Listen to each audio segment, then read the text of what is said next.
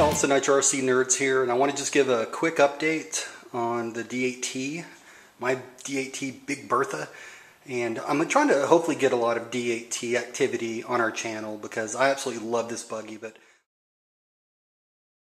I took it out to the track and I ran it really hard. I got a lot of good laps in and I was very happy. I think I drove it actually pretty well, a lot better than I did my Mugen. But I guess that's to be expected simply because I've driven this much more. It was actually the first time that I drove the Mugen, and truggies are easier to drive than buggies. Couple that with the fact that I'm a bad driver, but overall I was very happy with the way I did, and I was happy with its performance. So there are some issues though. First thing here is the body. It just completely stripped from here, and I'll show you what I mean.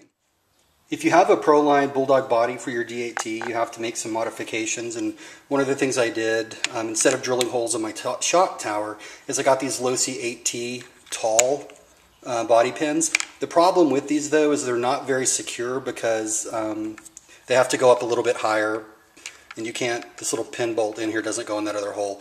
Anyways, long story short, they kind of wobble, and so it ended up just stripping the body. So my thought on this is to probably just get something that will go from here all the way to here to hold them in. I don't know, I'll come up with something. But for now, I'm just going to put the other body pins on and we'll run the stock body. I was very happy with the engine. I found this engine, and still finding this engine, to be pretty difficult to tune, at least to get it to where I want it to be. And I had it, I was very happy with it, let's just put it that way. And there were some other guys out there, and I was kind of listening to their engines, and when I heard mine, I was like, all right, that'll work. It held up very nicely. I didn't have many nosedives, nothing just really vicious. And this, of course, is after I kind of rebuilt the front suspension area. However, one thing that did occur, which I just could not believe, was this. And that is my damn T-Bone Racing bumper literally snapped off. I could not believe it. So I cannot recommend T-Bone bumpers. I'm sorry. I know a lot of people recommend them and they have had good success with them. Obviously I didn't.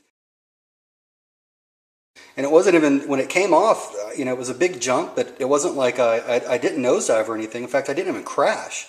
And I just saw this piece fly off and I was like, what the hell's that? So I went down there and here it was. So at this point, I'm just going to revert back to the stock bumper and then see if there's any other bumpers out there in the market that I might want to consider throwing on it. But the important part is that the setup that I did held up together flawlessly. And I drove it hard. I drove it probably the equivalent of 2 heats.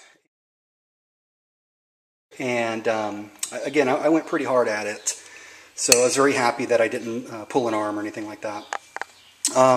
The other thing would be this slop right here. It's pretty bad. I could actually see it from the stand. It looked like I was going to lose a wheel.